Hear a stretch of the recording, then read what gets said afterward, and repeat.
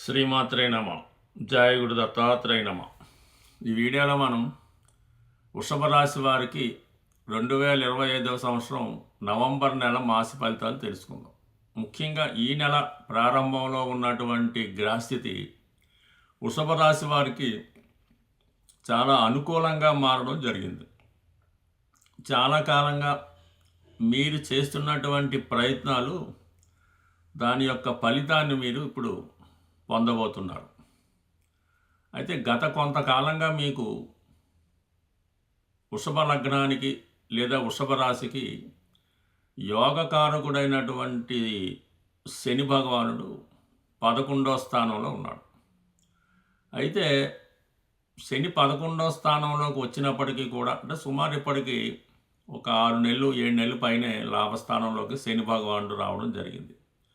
అయినప్పటికీ కూడా వృషభ రాశి వారికి సరైనటువంటి ఫలితాలు ఇప్పటిదాకా రాలేదు. అంటే శని భగవానుడు వృషభ రాశి వారికి ఇక్కడ 9, 10 స్థానాలకి ఆధిపత్యం వహిస్తూ మరి లాభస్థానంలో రావడం వల్ల కంపల్సరీగా ఉద్యోగంలో అభివృద్ధి, నూతన ఉద్యోగ ప్రయత్నాలు ఇవన్నీ కూడా ఫలించాయి. అయితే అత్యంత కృషితో ఉన్న వాళ్ళకి, దశ అనుకూలిస్తున్న వాళ్ళకి చాలా వరకు ఫలితం పొందే ఉంటారు. అయినప్పటికీ కూడా ఇప్పటిదాకా కూడా ఎవరైతే ఉద్యోగం కొరకు ఎదురు చూస్తున్నారో లేదా ఏదైనా ఒక మంచి కార్యక్రమాల కోసం ఏదైనా వ్యాపారం ప్రారంభించాలి, సంతానం కొరకు ఎదురు చూస్తున్నారు, లేదా పిల్లల ఉద్యోగం లేదా వ్యక్తిగతంగా వివాహం, ఇవన్నీ కూడా మీ యొక్క కనీస కోరికలన్నీ కూడా ఇప్పుడు ఈ గురుగ్రహం మీకు అనుకూలంగా మారడం జరిగింది. అంటే మొన్నటి వరకు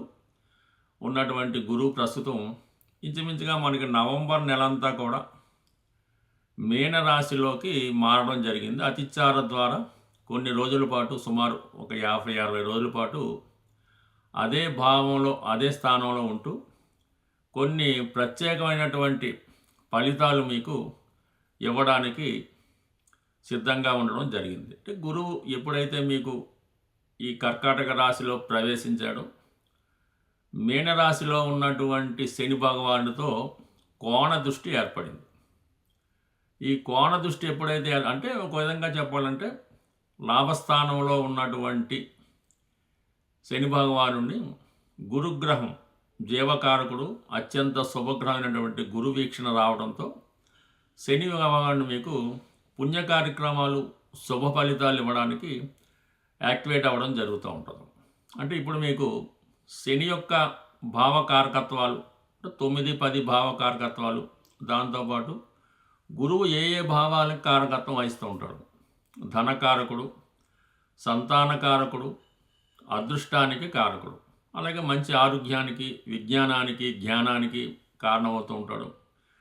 అటువంటి గురువు యొక్క దృష్టి ఎప్పుడైతే శని మీద పడిందో మీకు ఫలితాలు కూడా చాలా తొందరగా రావడం జరుగుతూ ఉంటుంది. అంటే మీ యొక్క పుణ్య కార్యక్రమాల వల్ల అయితేనే, గత జన్మ పుణ్య ఫలితాల వల్ల అయితేనే కొన్ని ఫలితాలు మీకు అందుకోవడం జరుగుతూ ఉంటుంది. అంటే ఏదైతే మీకు కొన్ని పనులు ఆగిపోయింటాయి, ఏదైనా వివాహ సంబంధం కుదిరింది, వివాహం వాయిదా పడుతుంది, అవి జరుగుతుంది.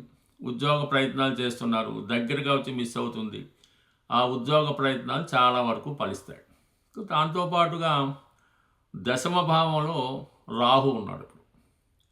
రాహు యొక్క డిపాజిటర్ శని కూడా లాభస్థానంలో ఉన్నాడు.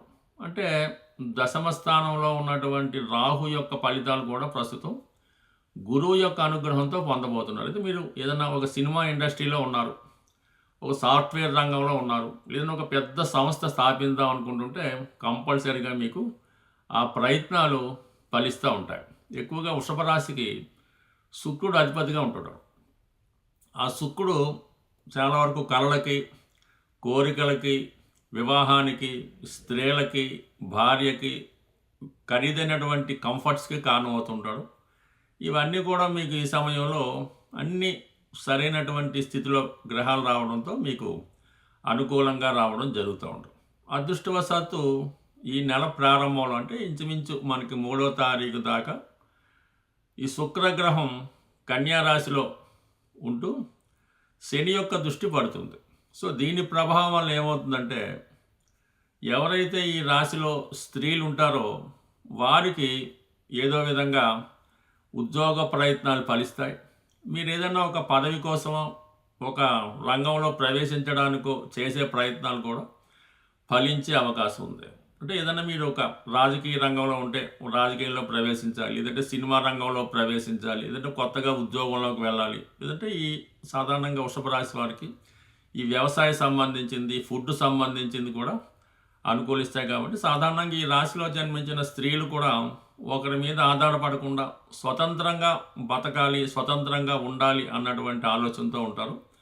అటువంటి వారికి ఈ సమయంలో మీ ప్రయత్నాలు చాలా వరకు నెరవేరే అవకాశం ఉంటుంది. అయితే ఇంచుమించుగా మనకి ఈ 3వ తారీఖు తర్వాత ఈ శుక్రగ్రహం నెమ్మదిగా తన స్వక్షేత్రమైనటువంటి తులారాశిలో ప్రవేశించి ఈ వృషభానికి 6వ రాశి అవుతుంది. అక్కడ ఆల్రెడీ రవిగ్రహం ఉంటాడు. సో ఈ కారణం వల్ల ఏంటంటే మీరు కంపల్సరీగా మీరు ఒక ఇంటర్వ్యూకి వెళ్ళిన, ఒక ప్రయత్నం చేసిన, ఒక రుణ ప్రయత్నం చేసిన తప్పకుండా ఆ ప్రయత్నాలు మీకు ఈ నెల అంటే నవంబర్ నెల 2వ వారం నుంచి ఫలించే అవకాశం ఉన్నది.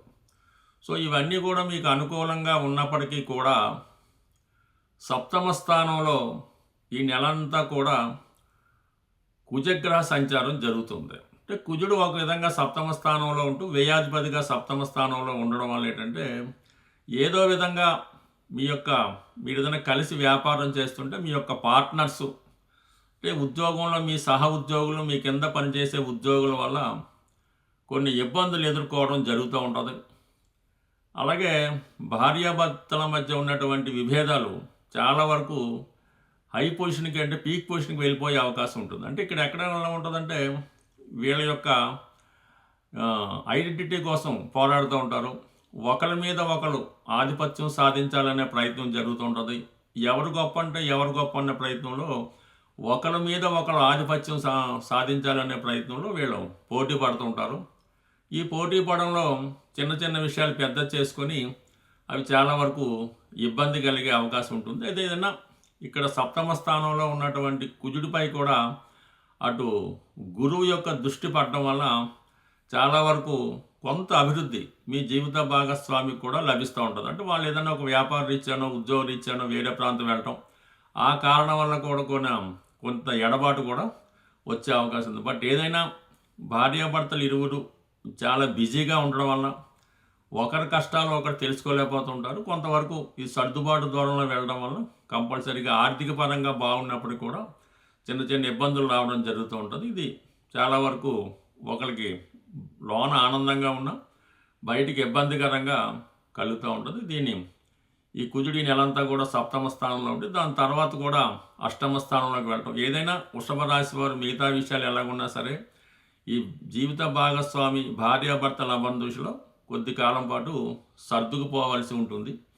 సో అలాగే మనకి ఇంచుమించుగా మనకి నవంబర్ 15 తర్వాత రవి కూడా సప్తమ స్థానంలోకి రావటం, అక్కడ ఉన్నటువంటి కుజుడితో కలిసి ఉండడం వల్ల ఏదైనా కొంతవరకు ఈ వైవాహిక జీవితంలో వివాహ ప్రయత్నాలు వాయిదా పడుతుంటాయి. భార్యాభర్తల మధ్య ఎడబాటు కూడా రావడం జరుగుతూ ఉంటుంది.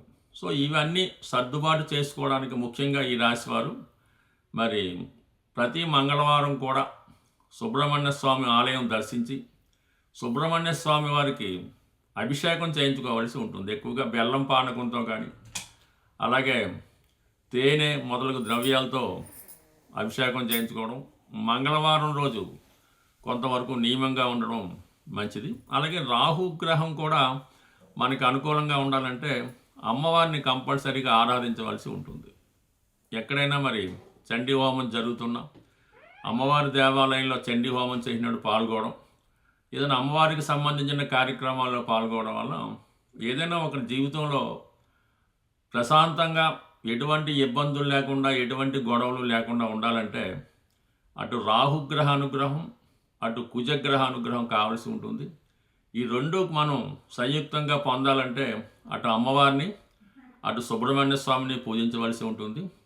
వీటన్నిటికీ మించి సులభంగా మనం ఫలితం పొందాలంటే ఆంజనేయ స్వామి వారిని ప్రతిరోజు పూజించడం వల్ల, ఎస్పెషల్లీ మంగళవారం రోజు కానీ శనివారం రోజు కానీ ప్రత్యేకంగా పూజించి స్వామివారికి వడమాల ఇవ్వడం వల్ల అటు వడమాలు ఇచ్చిన తర్వాత తమలపాకులతో పూజ, లేదంటే సింధూరంతో అర్చించడం, ఇవన్నీ చేయడం వల్ల కంప్లీట్గా మీ జీవితంలో ఉన్నటువంటి ఎటువంటి సమస్య అయినా తొందరగా సాల్వ్ అవుతుంది.